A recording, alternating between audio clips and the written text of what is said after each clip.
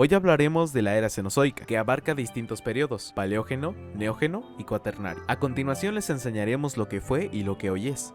Así que comencemos. Por cierto, una disculpa si notan un audio de baja calidad. Esto es debido a que no lo hicimos con los mismos micrófonos. Además también puse el audio con mayor velocidad a la que originalmente es. Esto lo hice para que el video fuera más corto y pueda ser mejor entendido. Gracias.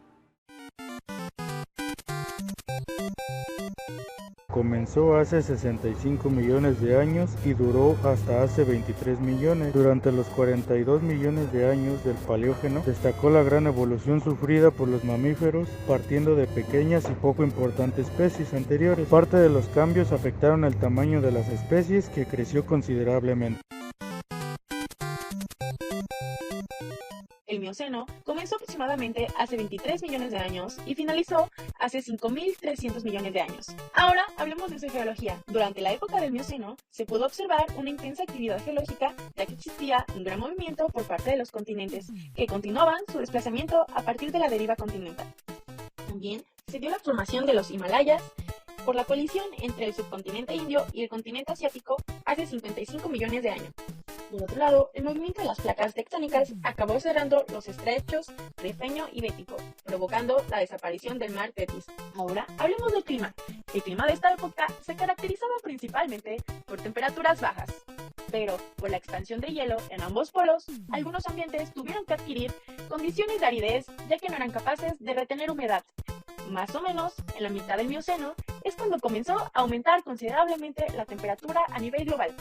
A este hecho de incremento de temperaturas se le conoce como óptimo climático del Mioceno. En esta época comenzaron a proliferar las hierbas, que crearon las primeras sabanas y praderas, propiciando el incremento de los herbívoros. La gran abundancia de plantas herbáceas en este periodo permitirá llamarlo Edad de las Hierbas. Los mamíferos fueron el grupo de animales más predominante durante esta época. Pueden diversificarse en gran medida gracias a los cambios climáticos, como ya lo hemos mencionado. También tuvo que ver el cierre del mar Tetis. Se desarrollaron todo tipo de mamíferos, desde el grupo más pequeño de los roedores hasta los mamíferos de gran tamaño, como algunos marinos. También se contempla la aparición del mastodonte, el mapache, la comadreja, la hiena y los osos. El Plioceno es una división de la escala temporal geológica que pertenece al periodo neógeno y comienza hace 5.33 millones de años y termina hace 2.59 millones de años. Pero, ¿qué animales vivieron en esa época? En Norteamérica, los roedores, mastodontes y nofoterios, así como las zarigüeyas y tlacuaches, siguieron con éxito, mientras que los animales con pezuñas declinaron a medida que las poblaciones de los camellos, venados y caballos declinaban. Los tapires y rinocerontes casi se extinguen, mientras que los calicópteros se extinguieron por completo. Los carnívoros se diversificaron, incluyendo las comadrejas y los cánidos y osos cazadores. Rápido prosperaron. Los perezosos terrestres, los gliptodontes y los armadillos migraron hacia el norte con la formación del Istmo de Panamá.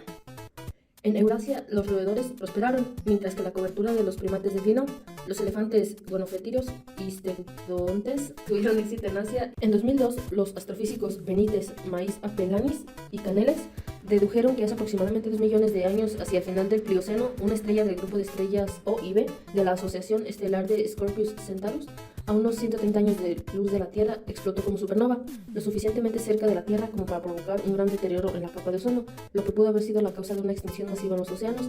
Para ello se basaron en las anomalías del isótopo 60 de hierro de esa época encontradas en los fondos oceánicos.